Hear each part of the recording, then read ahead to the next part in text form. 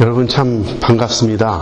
아까 박현철 목사님 말씀해 주신 대로 2007년도에 저희가 그 산상수훈을 가지고 여러분과 함께 말씀을 나누었던 기억이 있고요.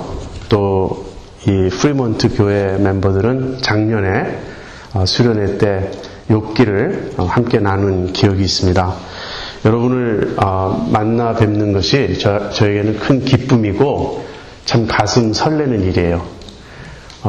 우리가 아까 그 예수님에 대한 찬양을 불렀는데 찬양을 드리면서 그런 생각을 했습니다. 우리에게는 공통 분모가 있다. 우리에게는 공감대가 있다.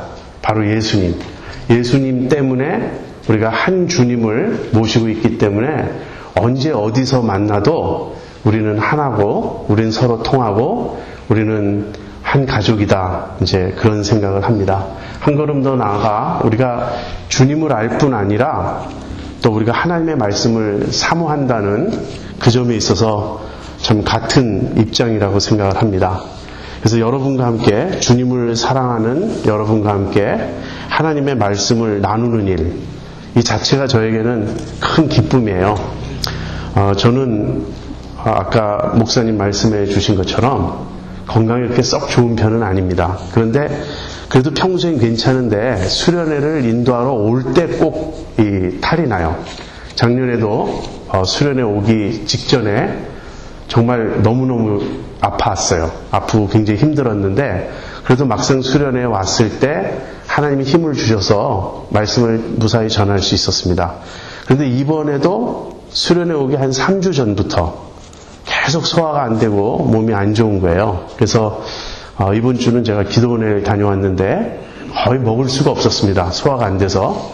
그런데 오늘은 또 괜찮아요. 그리고 아마 이번 수련회 때 말씀 전하는 중에 하나님이 힘을 주셔서 여러분과 함께 풍성한 말씀의 잔치를 가질 수 있을 것이라고 생각합니다. 여러분에게 질문을 하나 던지고 싶습니다. 여러분 기독교 신앙에서 여러분이 가장 중요하게 여기는 것은 무엇입니까? 질문이 좀 막연할 수 있죠. 그래서 제가 몇 가지 답을 드리겠어요. 그 중에 나는 어느 것이 내 생각에 가장 중요하다고 여기는가 한번 생각해 보세요. 첫 번째 체험이 있습니다. 어떤 분들은 신앙생활에서 체험이 가장 중요하다고 생각해요. 너무나 맞는 말이죠. 체험 없는 신앙생활이란 껍데기 아니겠습니까? 그래서 어떤 분들은 신앙생활은 체험이다. 체험 있는 신앙생활 강조하는 분들이 있습니다. 그런가 하면 어떤 분들은 교회의 전통을 굉장히 중요시 여깁니다. 요즘에는 교단의 중요성이 많이 사라진 것 같아요.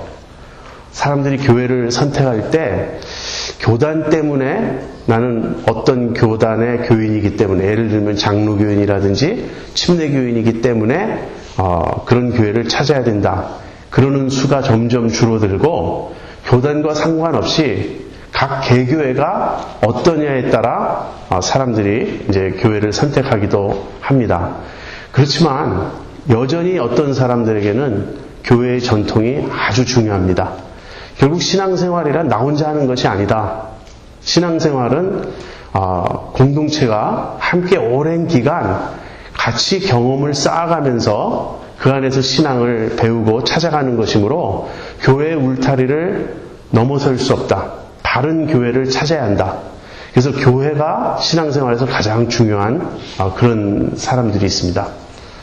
막상막하죠. 지금 듣다 보면 다 중요한 것 같습니다. 세 번째는요. 어떤 분들은 교리 또는 신학이 가장 중요하다고 생각합니다. 저 같은 사람은 여기 좀 속하는 성향이 있어요. 그냥 뜨거운 열심, 어떤 체험 그런 것보다도 또 그리고 교회 전통도 교회 전통이 중요한 이유는 결국 무엇을 믿는가, 내가 믿는 믿음의 내용, 다시 말하면 교리가 중요하다 이렇게 생각하는 거죠. 그래서 바른 신학이 없다면 그 다음에 어떤 체험을 하고 어떤 교회의 모습을 이루건 간에 그것은 문제가 있다. 이제 그렇게 생각할 수 있습니다. 이 세 가지 지금 체험과 교회의 전통과 교리 또는 신학을 말씀드렸는데요. 이제 제가 네 번째로 말씀드리면 여러분은 그게 정답이다 이렇게 다 말씀하실 거예요. 네 번째는 뭐냐면 말씀입니다. 하나님의 말씀이 가장 중요하다. 저는 그렇게 생각합니다. 이 하나님의 말씀이 체험과 교회의 전통과 교리 또는 신학의 근거가 되어야 한다. 하나님의 말씀이 기준이 되어야 된다. 하나님의 말씀에 의해서 나의 체험이 진정 기독교적인 체험인지 바른 체험인지를 확인할 수 있고요. 또 뒤집어서 우리가 체험해야 될 것은 바로 말씀이 가르쳐주는 그 내용이에요. 어떤 다른 체험, 신비한 체험을 구하는 것이 아니라 성경에 말하고 있는 우리의 믿음의 조상들, 하나님의 사람들이 간증하고 있는 그 체험을 우리가 해야 한다는 것이죠. 교회 전통 역시 매우 중요한 것이긴 하지만 성경 위에 있을 수 없습니다. 그것은 성경의 판단을 늘 받아야 돼요. 하나님의 말씀에 의해서 항상 점검되어야 되고 판단되어야 하는 것입니다. 교리 또는 신학도 마찬가지예요.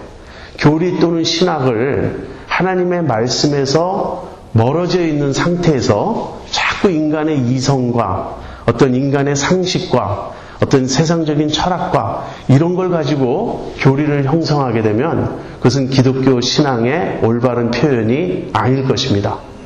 그래서 말씀이 우리의 체험, 교회의 전통 또는 우리가 믿는 교리나 신학을 판가름하는 절대 기준이 된다 하는 것입니다. 제가 이렇게 말씀을 여러분에게 강조하면서 이번 집회를 시작하는 이유가 있습니다. 그 이유는 이번 집회의 그 성격은 설교라기보다는 성경 공부에 더 가깝다 하는 것을 미리 말씀드리고자 함이에요.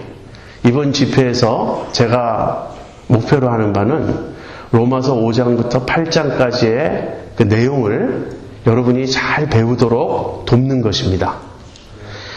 여러분, 말씀이 중요하다는 이 말에는 대부분 다 동의하는데 말씀을 대하는 태도는 참 다양합니다. 여러분은 물론 그러시지 않으리라고 저는 생각하는데 말씀을 부족처럼 대하는 사람들이 있어요.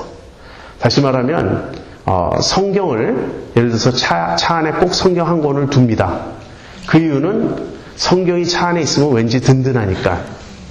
그런 식으로 말씀을 중요히 여기는 것은 전혀 기독교 신앙이 아니죠. 그런 간증을 읽은 적이 있어요. 조그만 포켓용 신약 성경을 어떤 병사가 호주머니에 넣고 다녔는데 전장터에서 총알이 날라왔는데 그 성경에 꽂혀가지고 내가 살았다. 그것은 성경책이 그 사람을 구해준 게 아니고요. 하나님이 구해주신 겁니다. 그때 마침 성경책을 포켓에 꽂았기 때문이지 성경책 대신 다른 책을 꽂았어도 살아나는 건 마찬가지예요. 그래서 성경책을 들고 다니면 이게 부족처럼 좋은 효과가 있을 것이다. 그런 의미에서 어떤 사람들은 또 성경 배구자는 사람들이 있어요. 성경 배구자면 좀 지혜로워질까. 이런 거는 전혀 말씀을 소중히 여기는 태도가 아니죠. 그런가 하면 어떤 분들은 성경을 많이 읽는데 초점을 둡니다. 그래서 다독을 하려고 그래요. 그래서 몇 독 했다는 것이 참 중요해요. 나는 성경을 지금까지 5번 읽었다. 어떤 사람은 10번 읽었다. 여러분, 과거에 제가 들은 조크인데요. 저 중국의 이제 처석교회 또는 지하교회 멤버들, 연변에 있는 우리 조선족 교회의 멤버들, 성경을 얼마나 많이 읽었는지 10번 정도 가지고는 명함도 못 내밀어요. 100독 한 사람, 심지어는 1000독 한 사람도 있다. 이런 소문을 들은 적이 있는데, 그래서 자꾸 횟수에 관심을 가져요. 몇 독 했는가. 여러분, 성경을 많이 읽는 것은 참 좋은 일이지만요. 몇 독 했느냐가 그렇게 중요하지 않습니다.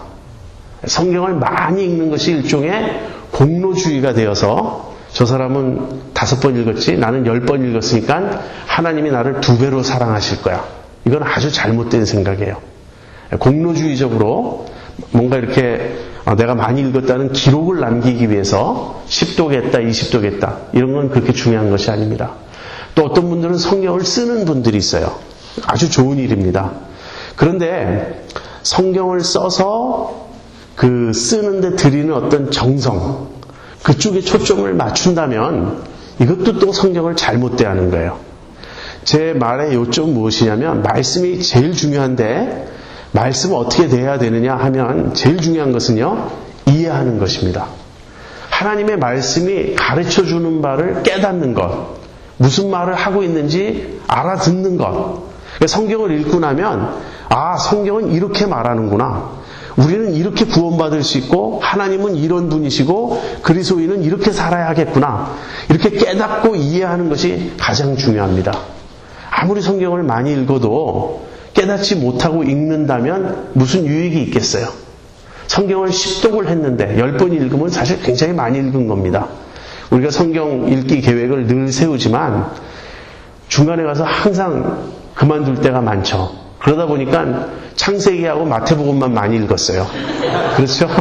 아무튼 성경 10독 하는 건 굉장히 잘한 일인데 그 성경 10독을 해서 그러면 성경에 통달하셨겠군요. 그렇게 물어보면 그건 아니라 그래요.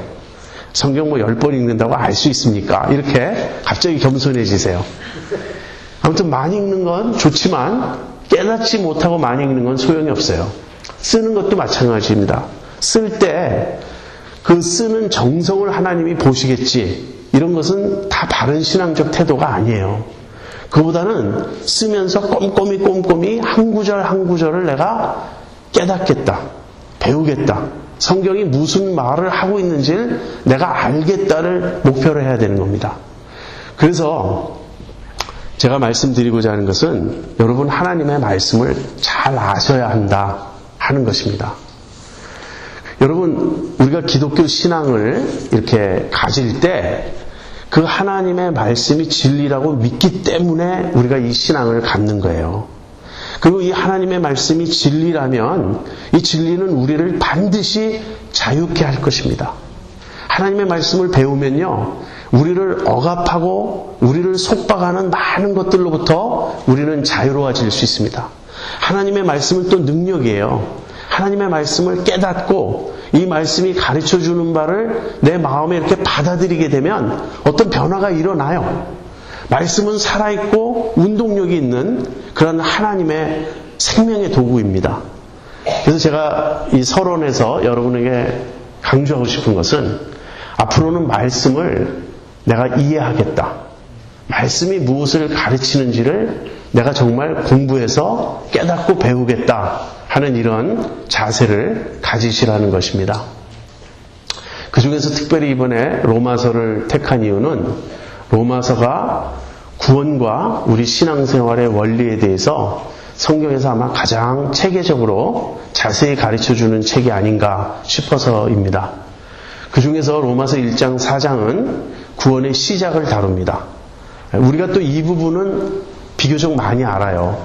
내가 죄인이라는 사실, 예수님이 나를 위해 죽으셨다는 사실, 그래서 예수님을 믿음으로 내 죄가 용서함 받고 내가 하나님께 용납되고 이런 우리가 어떻게 구원받느냐 하는 이 점은 그래도 우리가 많이 아는 편입니다.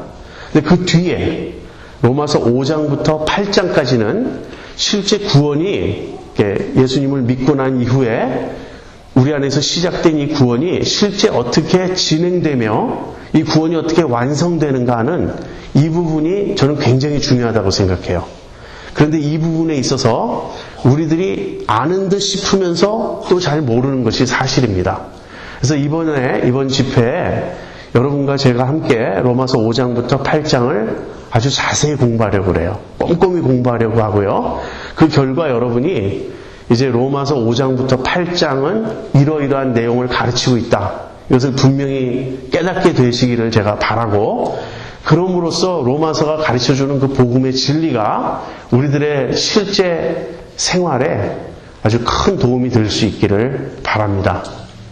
그래서 여러분 항상 성경을 펴시고요. 그 다음에 이번에 여러분이 받은 이 책자를 보시면요, 왼쪽에 그 아웃라인이 있어요. 각 본문에 분해가 담겨져 있습니다. 제가 이 분해를 일부러 여기 실었어요.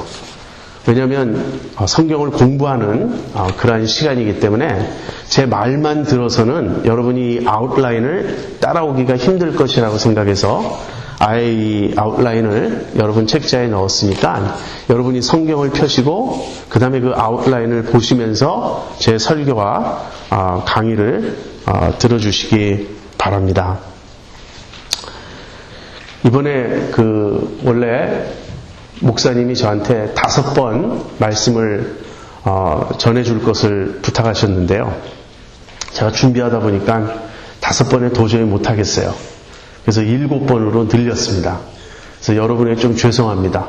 와, 무슨 수련회가 이렇게 짧은 수련회 7번이나 설교를 들으란 말인가.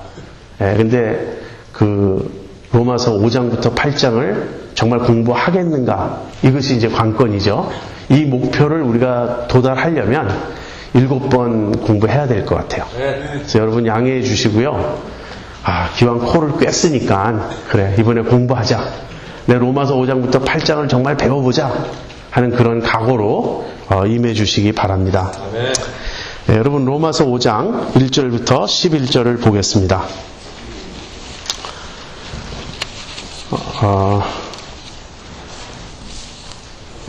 제가 읽겠습니다. 그러므로 우리가 믿음으로 의롭다 하심을 얻었은즉 우리 주 예수 그리스도로 말미암아 하나님으로 더불어 화평을 누리자. 또한 그로 말미암아 우리가 믿음으로 서 있는 이 은혜에 들어감을 얻었으며 하나님의 영광을 바라고 즐거워하느니라. 일단 2절만 보겠습니다. 여러분 로마서 5장의 1절을 보시고요. 그 다음 한번 9절을 보세요. 1절을 보시면 그러므로 우리가 믿음으로 의롭다 하심을 얻었은즉 그렇게 나오죠. 그 다음에 9절에 보시면 그러면 이제 우리가 그 피를 인하여 의롭다 하심을 얻었은즉 비슷한 말씀이 그 두 구절에 다 나오죠. 여기 너희가 의롭다 하심을 얻었은즉 이 말은 무엇이죠? 이것이 우리가 하나님께 용납되었다. 우리가 칭의를 얻었다. justification을 받았다 하는 거예요. 그래서 이 뒤에 나오는 내용은 그 칭의의 결과이겠구나 하는 걸 우리가 알 수 있죠. 그 다음에 1절부터 8절까지는 시제가, tense가 현재로 되어 있어요. 그래서 우리가 의롭다 하심을 얻었은즉 그러면서 현재 이러이러한 일들이 있다. 그래서 이것을 칭의의 현재적 결과라고 제목을 붙이겠습니다. 그 다음에 9절과 10절을 보시면요. 시제가 미래형으로 되어 있어요. 그래서 이것을 칭의의 미래적 결과라고 제목을 붙일 수 있고요. 마지막 11절은 다시 현재로 돌아옵니다. 근데 이것을 칭의의 전천후 결과라고 제가 제목을 붙여보았습니다. 조금 이따 더 자세히 설명할 것입니다. 그러면서 1절에서는 믿음으로 의롭다 하심을 얻었은즉 그렇게 말해요. 다시 말하면 믿음이 우리가 의롭다함을 받는 조건이 된다 하는 것이에요. 그 다음에 9절에 보면 너희가 그 피를 인하여 의롭다 하심을 얻었은즉 그래서 9절에는 그 피가 칭의의 조건이 됨을 보여줍니다. 여러분 우리가 하나님께 의롭다함을 다시 말하면 우리가 죄인으로 드러나지 않고 하나님께서 우리를 의인이라고 여겨주시기 위해서는 필요한 조건이 있다는 거예요. 근데 그 조건은 본문에 의하면 2가지인데 하나는 그 피고 하나는 믿음입니다. 여기서 피는 무엇을 가리키죠? 예수님의 십자가, 예수님의 죽음을 가리켜요. 이것은 객관적인 사건입니다. 내 밖에서 일어난 일이에요.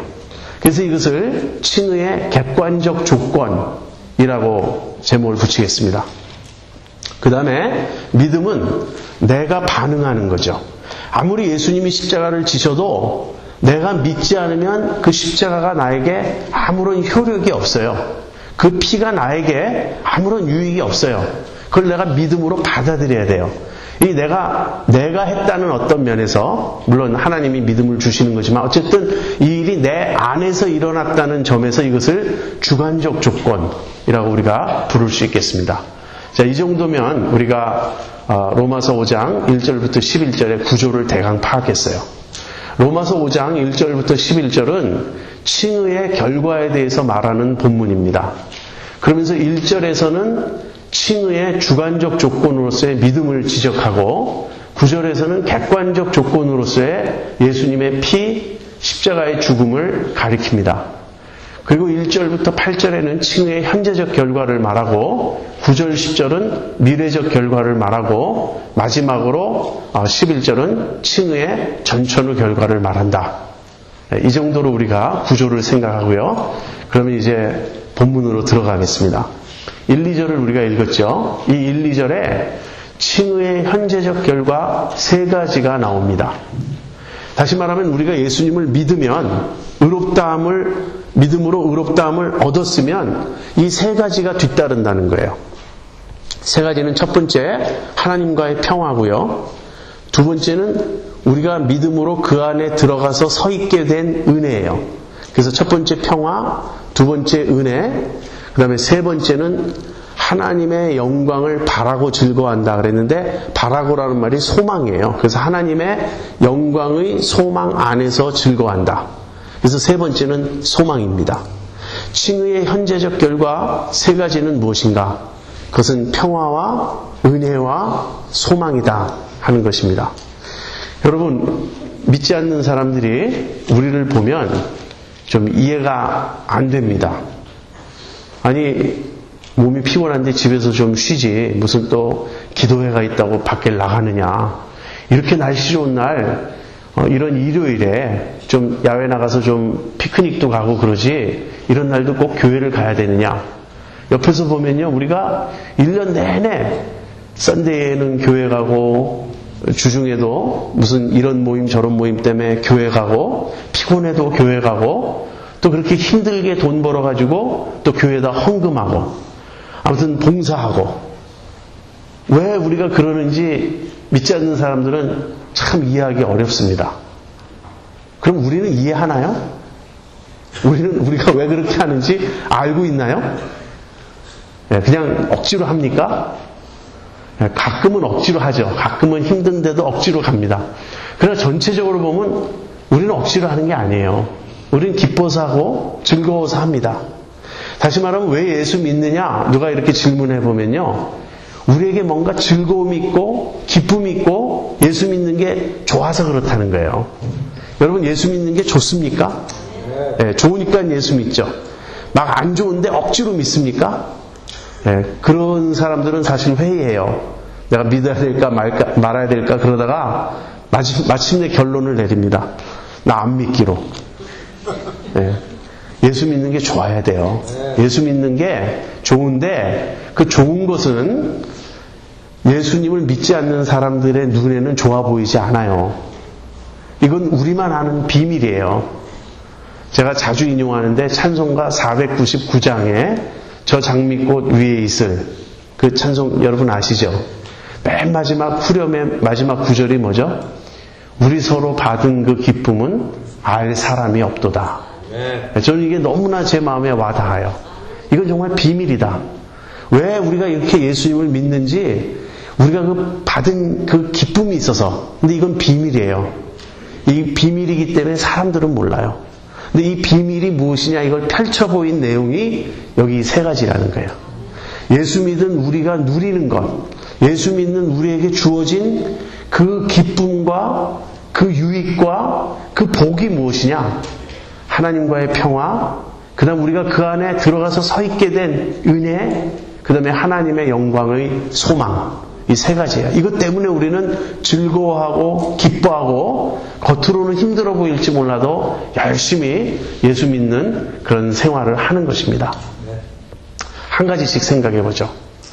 여기 1절에 우리 주 예수 그리스도로 말미암아 하나님으로 더불어 화평을 누리자 이렇게 말하고 있습니다. 그런데 이것은 번역을 조금 바꾸는 게 좋아요. 예수님으로 말미암아 우리가 하나님으로 더불어 화평을 누리고 있다. 권면하는 게 아니고요, 선언하는 거예요. 우린 그렇게 지금 하나님과의 화평의 관계 속에 있다 하는 것입니다. 하나님과의 평화.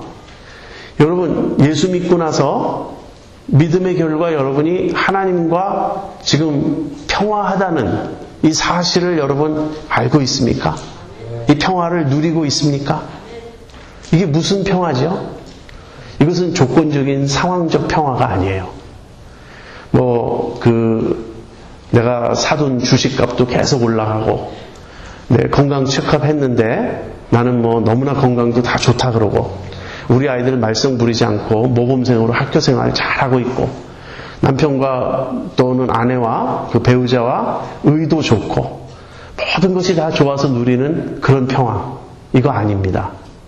이 평화는 환경과의 평화도 아니고요. 세상과의 평화도 아니에요. 이것은 하나님과의 평화입니다. 다시 말하면 지금 하나님과 나의 관계가 불편한 관계 또는 심지어는 대적의 관계, 어떤 전운이 감도는 그런 관계가 아니고 이제는 화목한 관계, 평화의 관계, 하나님과 내가 서로 이제는 친근해진 관계, 가까워진 관계, 이렇게 서로 사랑하는 관계가 되었다. 이것을 말합니다. 이것이 하나님과의 평화예요. 여러분, 하나님의 평화와 하나님과의 평화는 조금 구분해야 됩니다. Peace with God과 Peace of God은 구분해야 돼요. 어느 게 더 먼저입니까? Peace with God이 먼저예요. 우리가 먼저 하나님과 평화를 누립니다. 하나님과 이제 화목한 관계가 돼요. 그러면 우리 마음에 하나님의 평화가 임합니다.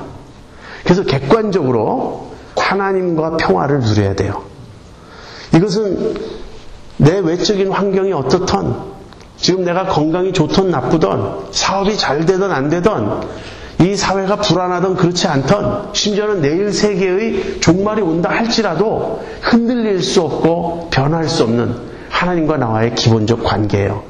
하나님과 평화하지 않는 한 진정한 평화는 없습니다.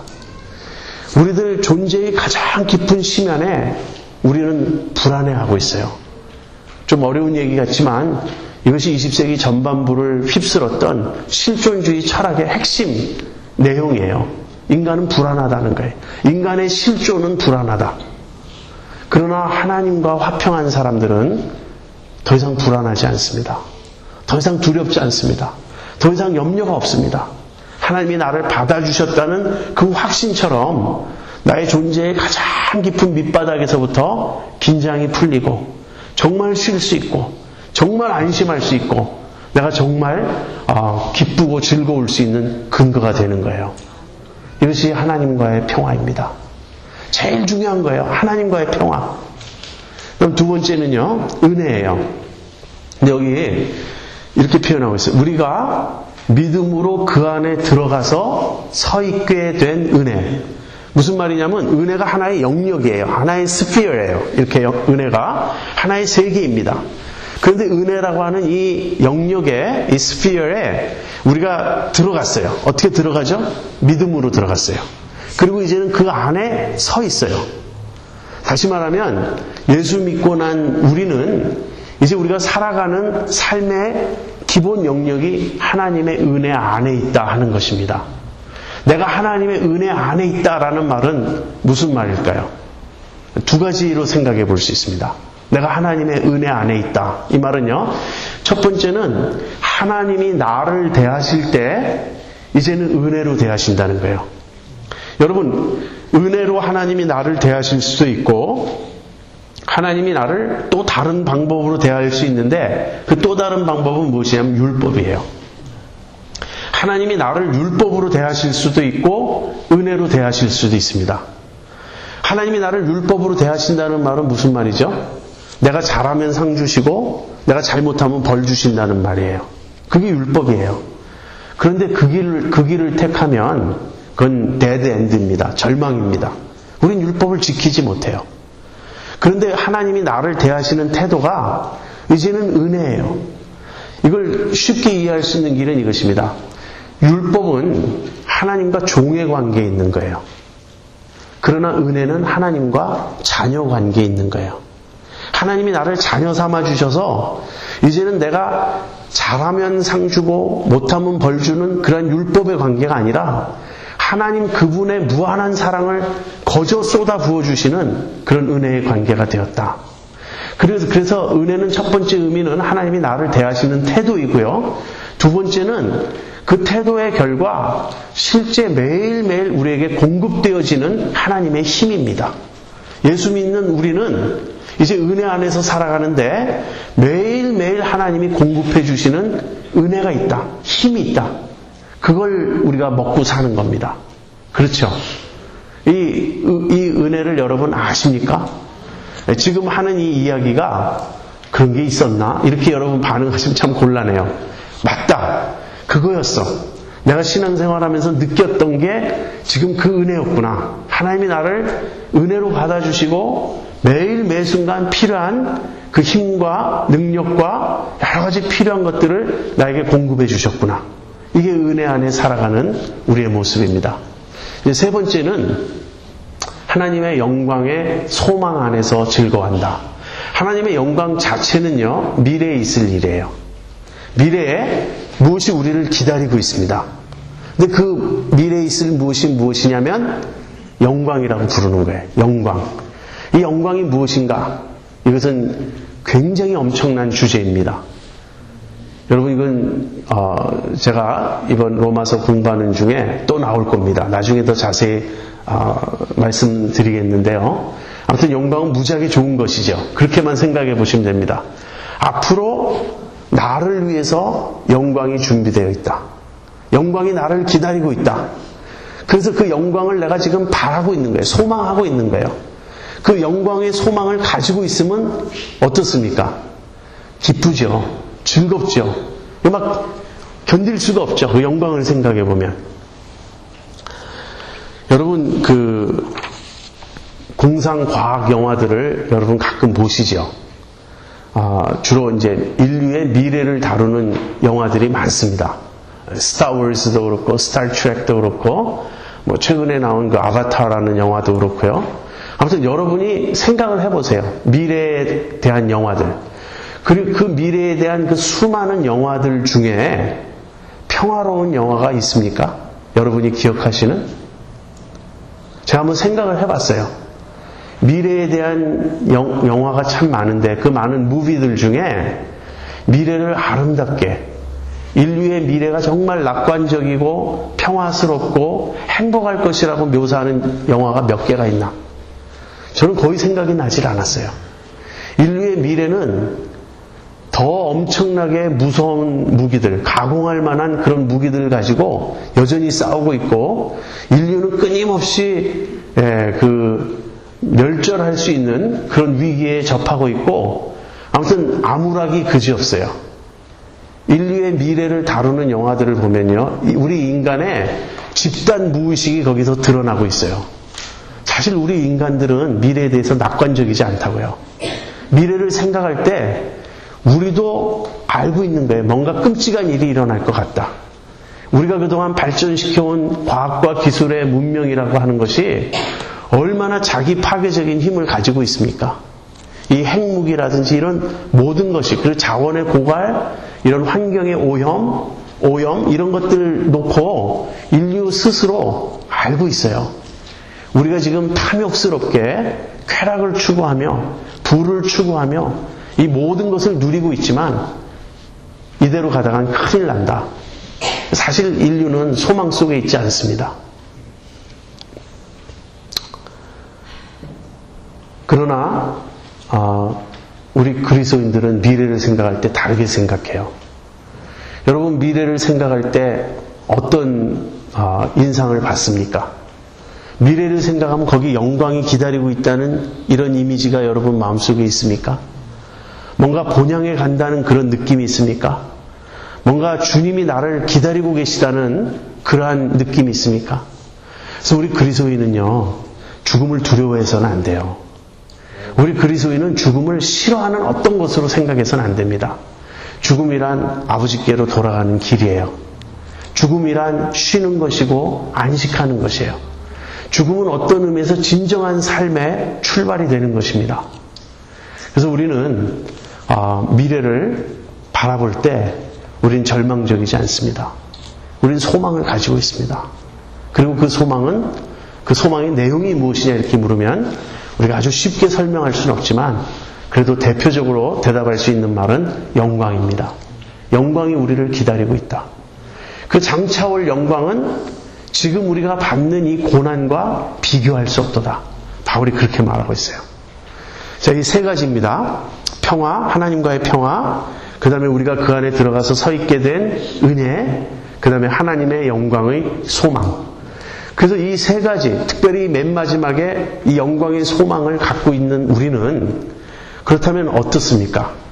그 대답은 즐거워하는 거예요. 여기서 즐거워한다, 우리가 기뻐한다, 이 말은요, 막 너무나 감격스러워서 자랑하지 않을 수 없다 하는 그런 말이에요. 그냥 기쁜 게 아니고, 생각해 보세요, 여러분. 내가 상속자가 됐어요. 그런데 내 앞으로 상속되어질 그 유산이 뭐 어마어마해서 말로 다 할 수가 없어요. 그걸 내가 오늘 알았어요. 아버지께서 나에게 이런 어마어마한 재산을 상속해 주시겠다고 약속하셨다. 그러면 만나는 사람에게 자랑하지 않겠습니까? 너무 기뻐가지고, 그리고 지금 당장 내가 살아가는 삶이 좀 불편하고 힘들어도 나에게 그 엄청난 상속이 주어질 것이라고 정말 우리가 안다면 우리가 얼마나 기뻐하고 자랑스럽게 생각하겠습니까? 지금 그 말 하는 거예요. 하나님의 영광의 소망 안에서 우리가 즐거워하느니라. 그런데 이 기쁨은 그 어떠한 어려움이나 나에게 닥칠 고난도 꺾을 수 없는 그런 기쁨이에요. 그래서 바울은 3절에서 뭐라고 말하냐면, 다만 이뿐 아니라 우리가 환난 중에도 즐거워한다. 이 기쁨은 환난 때문에 방해받는 기쁨이 아니에요. 이 기쁨은 환난 중에도 즐거워하는 기쁨이에요. 근데 바울이 그 뒤를 이렇게 설명합니다. 이는 환난은 인내를 낳고, 인내는 연단을 낳고, 연단은 소망을 이루는 줄 우리가 알미로라. 자, 이걸 좀 이런 식으로 설명해 보겠습니다. 하나님의 영광을 바라고 즐거워한다, 우리가 이렇게 말은 하는데요, 성경 공부 때는 우리가 그렇게 대답합니다. 그렇죠, 목사님. 하나님의 영광을 나는 믿습니다. 기쁘지요. 그렇지만요, 평소에는요, 하나님 영광 잘 생각하지 않아요. 우리가 무엇 때문에 기뻐하고 무엇 때문에 즐거워하는가, 우리 자신을 한번 곰곰이 생각해 보세요. 그러면 우리도 많은 경우 예수 믿지 않는 사람들과 비슷하다는 거예요. 장사가 안 되면 기분이 안 좋고요, 마음이 우울해집니다. 우리 아이들이 학교에서 문제를 일으키거나 뭐 아주 그 성적이 떨어지면 속이 상한 거예요. 그리고 병원에 갔는데 검사 결과가 좋지 않다고 의사가 걱정하면 뭔가 이 마음이 이렇게 톡 무거워지면서 난 어떻게 되나 그런 생각 하잖아요. 그래서 사실 우리가 환난 중에도 즐거워한다라고 말하는데요, 환난이 오면 우리는 즐겁지가 않습니다. 환난이 오면 괴롭고 두렵고 무섭고 걱정되는 거예요. 자, 그런데 어떤 일이 일어나나 보세요. 환난이 와도 진짜 예수 믿는 사람은 믿음을 포기하지 않죠. 조금만 어려움이 생기면, 목사님 하나님 정말 계시는 거 맞아요? 하나님 나를 사랑한다고 하신다더니 어떻게 이런 일이 나에게 일어나나요? 근데 저는 예수님 제대로 믿는 사람이 저한테 이런 질문 하는 거 사실 들어본 적 없어요. 우리는 알거든요. 눈에 보이는 것이 전부가 아닌 걸 알아요. 그래서 어려운 일이 닥쳐도 우리는 믿음을 잃지 않습니다. 물론 힘들죠. 힘드니까 불평을 합니다. 그러나 믿음은 포기하지 않아요. 그래서 이 믿음을 지키는 걸 뭐라 그러냐면 인내라 그래요. 환난이 오면 믿음 있는 사람은 반드시 인내합니다. 인내하는 중에 어떤 일이 일어나죠? 연단이 일어나요. 이 연단이라는 것은 마치 그 쇠가 이 풀무불에 들어가서 단련되는 그런 모습이에요. 우리의 믿음이 단련된다고요. 우리의 속사람이 정결케 된다고요. 그러면 이 연단은 소망을 이룬다, 이렇게 말하는데, 이 연단에서 소망까지 가는 이 변화는 무엇일까? 저는 이렇게 봅니다.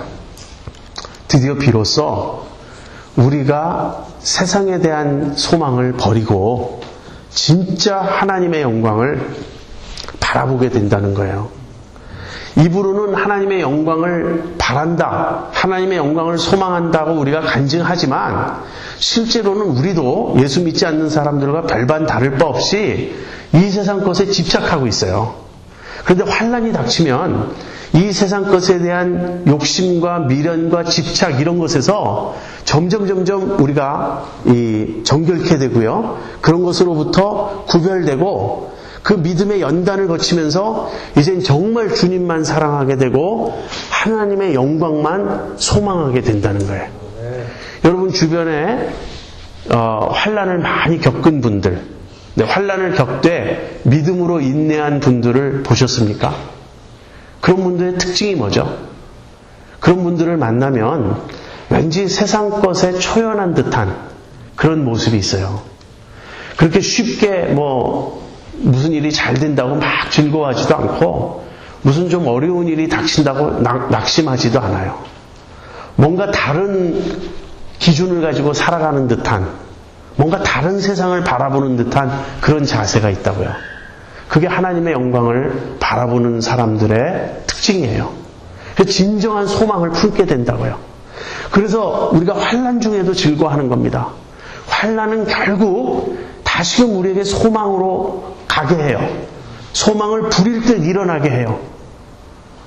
그러면서 이제 바울은 소망에 대한 이야기를 좀 더 설명합니다. 우리에게 있는 이 소망이 우리를 부끄럽게 하지 않을 것은 무슨 말이죠? 내가 이 소망을 갖고 있다가 실망하게 되지 않을 것은 그거예요. 소망이 나를 디서포인트 시키는 일이 없다는 거예요. 우리가 어떤 것을 바랬는데 나중에 그 바랬던 내용이 이루어지지 않아서 꽝이 될 수 있죠. 그럼 그 소망은 부끄러운 일이에요. 그 소망은 정말 후회스럽고 내가 자랑했던 모든 것이 창피해지는 것입니다. 그러나 우리가 가지고 있는 이 소망은 우리를 절대 실망시키지 않을 것입니다. 다시 말하면 반드시 이루어질 것이에요. 그것을 우리가 어떻게 아는가? 바울은 뭐라고 대답하냐면 하나님의 사랑이 있기 때문에 안다. 그렇게 대답해요. 우리에게 있는 소망이 확실하다는 근거는 무엇이냐면 하나님의 사랑이에요.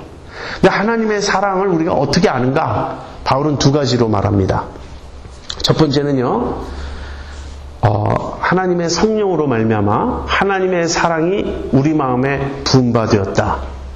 이것은 제가 아까도 주관적, 객관적 이런 말씀을 드렸는데 내가 체험하는 것입니다. 하나님의 사랑이 성령으로 말미암아 내 마음에 부음받았다. 이것은 우리의 은혜 체험을 말하는 거예요.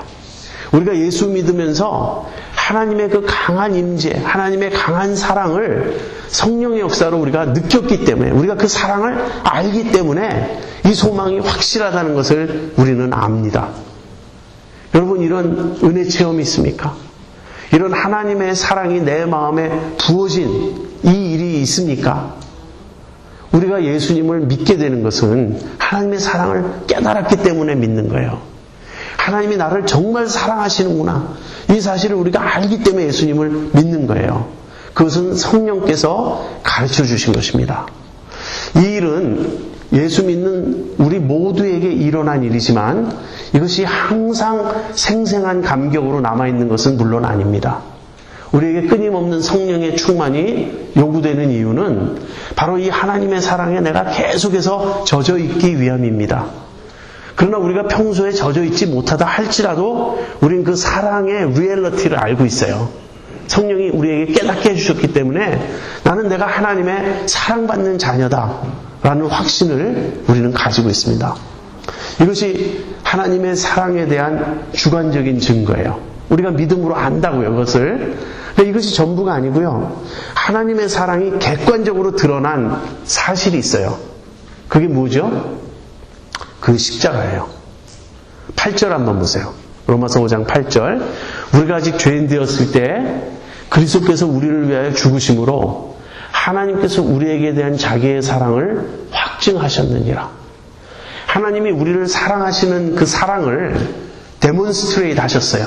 아주 시위하셨어요. 보라고. 지금도 많은 사람들이 하나님이 있긴 어딨어? 이렇게 반문하거나 하나님이 정말 사랑의 하나님이야? 그럼 한번 보여줘봐. 하나님 나를 사랑하신다는 증거를 한번 보여줘봐. 이렇게 반문을 합니다. 거기에 대한 성경의 대답은 십자가를 보라요. 갈보리 언덕에 가보라는 거예요. 우리가 아직 죄인 되었을 때 그리스도께서 우리를 위하여 죽으심으로 하나님께서 우리에게 대한 자기의 사랑을 확증하셨느니라. 여러분, 어떻게 이 이상 하나님이 하실 수 있습니까? 하나님이 우리를 사랑하신다는 것을 증명하기 위해서 당신의 아들, 당신의 독생자를 주셨어요. 그 예수님께서 우리를 위하여 십자가를 지시고 죽으셨어요. 이것이 하나님의 증거예요. 내가 너희를 사랑하는 것을 내가 이렇게 프루브한다 라고 보여주신 증거예요. 이 십자가 사랑이 있는데도 우리가 하나님의 사랑을 부인한다면 어떤 다른 길이 있죠? 그래서 우리가 잘 아는 복음성가에 이런 가사가 있는 거예요. 얼마나 아프실까 하나님의 마음은. 인간들을 위하여 아들을 주셨건만 사람들 부인하며 욕할 때 하나님께서 당신의 사랑을 우리에게 어떻게 확증하셨냐면 그 아들을 주심으로써 그리스도께서 우리를 위하여 죽으심으로써 하나님께서 우리에게 대한 자기의 사랑을 확증하셨습니다. 그런데 본문을 주의 깊게 읽어보면 그 사랑의 대상인 우리가 어떤 존재였을 때 그렇게 사랑했는가 하는 것이에요. 6절에 보면 우리가 연약할 때라는 말은 뭐냐면요. 우리 스스로 구원을 이룰 수 없을 때 We are helpless and we are hopeless 할 때 그때 하나님이 우리를 건져주셨습니다. 두 번째 또 6절에 나오는데 우리가 경건치 않을 때 여러분 경건치 않다는 말은요. 하나님을 인정하지 않는다는 말이에요. 불경건하다는 말이에요. 하나님을 무시하고 하나님 없는 것처럼 사는 태도가 불경건입니다. 그 다음에 8절에는 우리가 아직 죄인 되었을 때 그다음에 10절에는 우리가 원수 되었을 때 하나님이 우리를 사랑하셔서 그 아들 예수 그리스도를 주셨는데 하나님의 그 사랑이 우리에게 부어지는 그 당시 우리는 어떤 존재들이었는가? 우린 연약한 자들이었고 경건치 않은 자들이었고 죄인들이었고 무엇보다도 우리는 하나님과 원수되었던 자들입니다. 여러분 요즘에 교회에서조차도 죄에 대해서 많이 말하지 않는 시대가 되었어요. 모든 인간들은 환자가 되어버렸어요. 죄인은 하나도 없고 다 원인이 있고 그래서 치유가 필요한 그래서 카운셀링이 필요하고 도움이 필요한 환자가 되어버렸어요. 이건 성경의 설명과 다릅니다. 성경은 우리가 물론 치유받아야 되지만 또 다른 면에서는요. 우리는 용서받아야 될 죄인이에요. 우리는 하나님께 하나님 잘못했습니다. 제가 죄인입니다. 회개하지 않고요. 하나님 그럴 수밖에 없었습니다. 라고 변명하고 있어요. 여러분 변명하는 사람들은 용서받을 수 없습니다. 왠지 아세요? 변명이란 내가 잘못하지 않았다는 거예요. 나는 내가 왜 우리 어머니를 그렇게 미워했는지 아세요? 이러이러하기 때문입니다. 이건 변명이에요. 하나님 제가 어머니를 미워한 것은 죄였습니다. 제가 너무나 악하고 제가 너무나 나빴습니다. 하나님 저를 용서해 주세요. 이건 회개예요. 근데 우린 요즘 회개하지 않아요. 내가 왜 이럴 수밖에 없는가? 하나님도 제 남편을 보시면 이해하실 겁니다. 하나님도 제 아내를 보시면 이해하실 겁니다. 저는 우리 어머니 아버지만 생각하면 지긋지긋해요. 그 학교에서 나는 정말 분노에 가득 차 있었어요. 모든 사람이 변명해요. 모든 사람이 핑계를 대요. 다 정당해요. 죄인이 하나도 없어요. 그러면 예수님이 우리 위해서 왜 죽으시냐고요. 우리가 원수 되었을 때 실상을 말한다면 우리는 하나님을 대적했고 하나님을 무시했고 하나님을 미워했고 하나님을 향하여 삿대질하고 하나님을 향하여 주먹을 막 흔들던 반역자들이었습니다. 그게 원수 되었다는 말의 의미예요. 여러분 원수를 사랑할 수 있습니까? 여러분은 혹시 너무 경건하셔서 드라마를 전혀 안 보실지 모르는데 저는 가끔 보는데 최근에 드라마 추노를 봤어요. 혹시 보셨습니까? 보셔야 이게 좀 얘기가 되는데 드라마 추노에 이런 말이 나와요. 그 길거리 그 왈패들이 하는 말이 우리는 은혜는 못 갚아도 원수는 꼭 갚는다.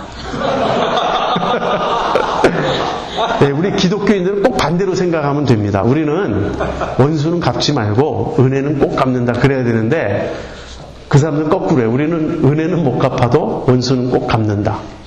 근데 이 드라마를 보면 악당들이 나오죠. 그 악당들이 얼마나 밉습니까?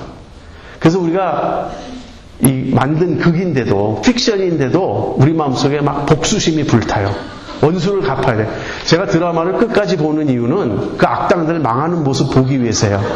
너무나 분하고 너무나 억울하고 너무나 괘씸해서 저놈들 한번 당해야 돼. 여러분, 원수에 대한 우리의 미움이 어떻습니까?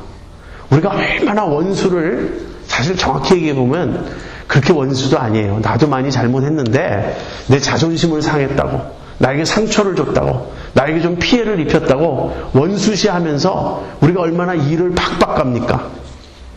근데 하나님과 우리의 관계는요, 하나님도 조금 잘못한 것이 있고 우리가 좀 더 잘못했다 할지라도 책임은 나눠야 됩니다. 이럴 수 있는 관계가 아니죠. 100% 우리의 반역이죠. 100% 우리의 잘못이죠. 그런 자였어요, 우리가. 우리가 아직 원수되었을 때 하나님께서 우리를 사랑하셨습니다. 하나님의 사랑은 객관적으로 갈보리 언덕 위에 십자가로서 드러났습니다. 그리고 성령께서 주관적으로 그 사랑을 우리의 마음에 부어주셨습니다. 이 체험이 있기 때문에, 이 믿음이 있기 때문에 우리는 소망을 붙들고 있습니다. 우리의 소망은 결코 실패하지 않을 것입니다. 우리는 언젠가 하나님의 영광을 볼 것이고 하나님의 영광에 초대되어 들어가게 될 것입니다. 하나님과의 평화, 우리가 그 안에 들어가서 서 있게 된 은혜, 그 다음에 하나님의 영광의 소망, 이것이 예수 믿고 난 우리에게 주어진 구원의 열매들이에요. 칭의의 결과들이에요. 근데 이게 전부가 아니에요. 더 있어요. 기분 좋죠? 지금까지 얘기한 세 가지는 현재적 결과들이에요. 근데 미래적 결과가 있다고요. 한번 9절부터 보죠. 그러면 이제 우리가 그 피를 인하여 의롭다 하심을 얻었은즉 더욱 그로 말미암아 진노하심에서 구원을 얻을 것이니 곧 우리가 원수되었을 때 그 아들의 죽으심으로 말미암아 하나님으로 더불어 화목되었은즉 화목된 자로서는 더욱 그의 살으심을 인하여 구원을 얻을 것이니라. 예. 더욱 그로 말미암아 진노하심에서 구원을 얻을 것이니, 이거는 미래 시제로 되어 있습니다. 이 진노란 무엇인가? 여러분, 언젠가 우리는 다 심판대 앞에 서게 될 것입니다. 이 점도 우리가 좀 분명히 해야 되는데요. 예수 믿는 사람도 심판대 앞에 섭니다. 요한복음 5장에 보면 5장 24절에 그러니까 우리가 진실로 진실로 내가 너희에게 이르노니 내 말을 듣고 또 나 보내신 이를 믿는 자는 영생을 얻었고 심판에 이르지 아니하나니 사망에서 생명으로 옮겼느니라, 이렇게 말하고 있기 때문에 우리는 심판받지 않는다, 그렇게 생각하는 사람들이 있는데요. 여기서 요한의 의도는 그 심판에 이르지 않는다는 말이 아니라 그 의도는 진노에 이르지 아니하나니, 심판대 앞에는 우리가 다 서는데 우리는 심판대 앞에 서도 진노를 받지 않는다 하는 것이에요. 왜 그렇죠? 여기 예수님 때문에 진노하시면서 우리가 구원을 얻을 것이기 때문에 그렇습니다. 하나님이 그 피로 인하여, 예수님의 피로 인하여 우리를 의롭다고 선언해 주셨어요. 다시 말하면 심판대 앞에 섰을 때, 우리가 그리스도의 심판대 앞에 섰을 때 우리에게 너는 유죄다, 너는 죄인이다 가 아니고 너는 무죄다, 너는 의인이다, 이렇게 우리를 선언해 주신다는 거예요. 그러니까 하나님의 진노에서 우리가 벗어나는 거죠. 그래서 우리는 그 진노하심에서 구원을 얻을 것이다, 이렇게 말하고 있습니다. 여러분, 하나님의 진노를 아십니까? 오늘날 우리가 또 잘 모르는 하나님에 대한 진리 하나가 무엇이냐면 하나님의 진노예요. 하나님이 얼마나 악을 미워하시고 하나님이 얼마나 죄를 미워하시는지 그 하나님의 진노를 우리가 알아야 됩니다. 여러분, 성경을 꼼꼼히 읽어보세요. 그러면 모든 믿음의 사람들은 하나님을 두려워했습니다. 하나님을 두려워하는 것이 믿음의 기본이에요. 근데 우리는 하나님을 두려워하지 않아요. 그건 우리 신앙이 뭔가 잘못된 것입니다. 우리가 하나님을 바로 알지 못하고 있다는 증거예요. 하나님을 정말 알면 두려워할 수밖에 없어요. 그런데 그 두려움이 하나님의 사랑과 은혜 때문에 우리가 그 두려움에 사로잡히지 않고 우리가 하나님의 은혜와 사랑 안에서 쉼을 누리게 되는 것이죠. 그날 심판의 날에 하나님의 진노가 드러날 것입니다. 지금은 로마서 1장 18절 이하를 보시면 하나님의 진노에 대한 설명이 나오는데, 지금은 하나님이 어떻게 진노하시냐면요, 우리들이 죄의 길을 가고자 할 때 내어버려 두심으로 드러나요. 그냥 죄의 길로 가라는 거예요. 지금은 하나님이 내어버려 두시고 있기 때문에 이 진노가 얼마나 무서운 것인지 우리가 잘 모릅니다. 그러나 마지막 날 심판대 앞에서 하나님의 진노가 드러날 것입니다. 계시록 같은 데 보면 이런 표현이 나와요. 산아 무너져라. 바위야 나를 덮어라. 그래서 그 어린 양의 진노로부터 나를 가려다오. 얼마나 하나님의 진노가 두렵고 무서운지, 산이 무너져서 나를 덮었으면, 바위가 내 위에 쏟아져서 나를 가려줬으면 사람들이 그렇게 외칠 날이 올 거라는 거예요. 그날 우리는 그 진노에서 구원을 얻을 것입니다. 무엇으로 인해서? 예수님의 피로 말미암아 우리가 의롭다함을 받았기 때문에. 그 다음에 두 번째는요, 더욱 그의 살으심을 인하여 구원을 얻을 것이니라. 근데 그 전에 무슨 말이 나오냐면요, 곧 우리가 원수되었을 때 그 아들의 죽으심으로 말미암아 하나님으로 더불어 화목되었은즉 화목된 자로서는 더욱 그의 살으심을 인하여 구원을 얻을 것이니라. 무슨 말이죠? 지금 하나님과 우리가 원수 관계에 있어요. 근데 이 원수 관계를 화목의 관계, 평화의 관계로 만드시기 위해서 무슨 일이 일어났냐면 그 아들이 죽으셨어요. 다시 말하면 예수님이 죽으시면서 손을 벌리셨죠. 한쪽으로는 하나님의 손, 한쪽으로는 우리의 손을 서로 맞잡게 했어요. 예수님의 죽으심 때문에 우리가 하나님으로 더불어 화목해 되었어요. 근데 우리를 하나님과 화목해 하시기 위하여 죽으신 그 예수님이 다시 살아나신다면 얼마나 더 우리가 하나님과 더불어 이 화목을 누리고 구원을 얻겠냐는 거예요. 하나님과 우리의 사이를 이 화평의 관계, 화목의 관계로 만들어주기 위해서 죽으신 그 주님이 부활해서 다시 나타나셔서 이제는 사신 모습으로 하나님과 우리 사이에 중보를 해주시는 겁니다. 우리는 너무 든든해요. 예수님이 우리의 구세주 되시고 우리의 구원자 되신 예수님이 죽으심으로 우리를 구원하실 뿐 아니라 다시 살아나셔서 이제는 예수님이 영원히 죽지 아니하시는 생명의 존재로 다시 살아나셔서 영원히 우리의 대언자가 되시는 거예요. 영원히 하나님과 우리 사이에 화목의 관계를 이루어 주시는 거예요. 이것은 우리가 누릴 부활의 영광이며 영생에 대한 가르침입니다. 예수님이 사셨기 때문에 우리도 살아날 것입니다. 그리고 그 예수님과 더불어 우리가 영원히 살게 될 것입니다. 미래에 일어날 두 가지 일. 심판대에서 진노를 받지 않을 것이다. 진노하시면서 구원을 받을 것이다. 예수님의 살으심을 인하여 영원히 우리도 부활과 영생의 생명을 누리게 될 것이다. 그 다음에 마지막으로 11절에 전천후 결과가 나옵니다. 11절에 이런 말씀이 있어요. 이뿐 아니라 이제 우리로 화목을 얻게 하신 우리 주 예수 그리스도로 말미암아 하나님 안에서 또한 즐거워하느니라. 다시 즐거워하느니라로 돌아옵니다. 어디서? 하나님 안에서. 어떻게 우리가 하나님 안에서 즐거워하게 되었죠?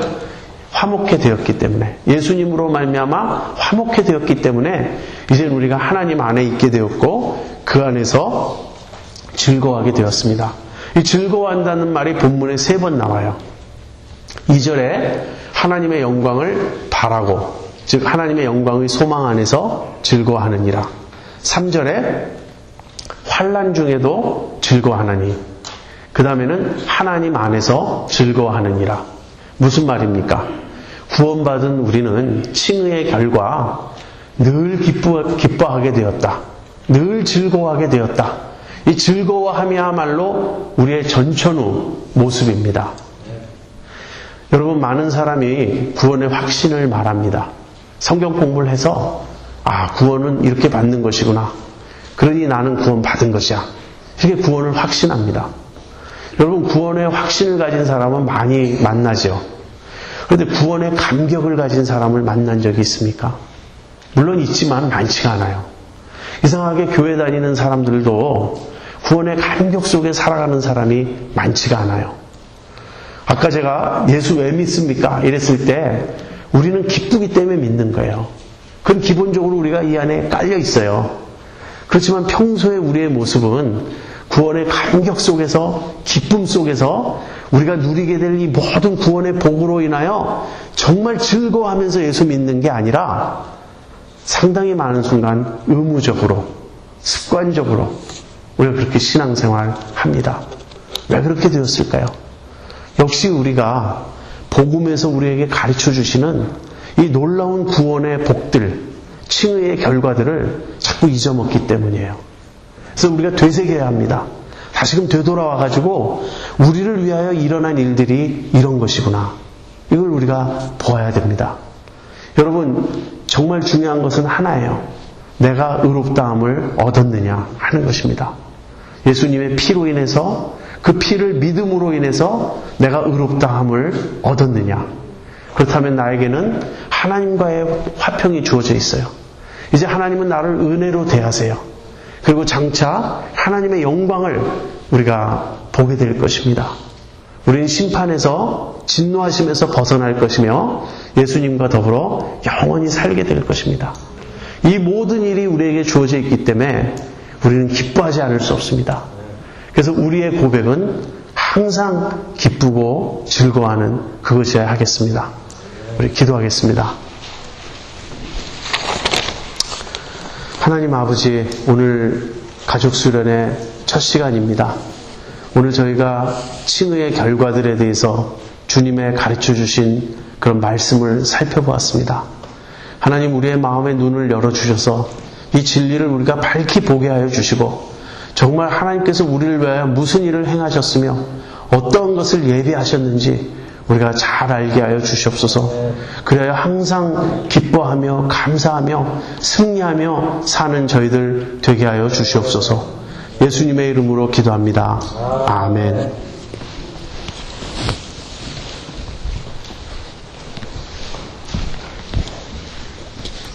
여러분들이 잠깐 기도 음악을 잠깐 틀어주시기 바랍니다. 5분 정도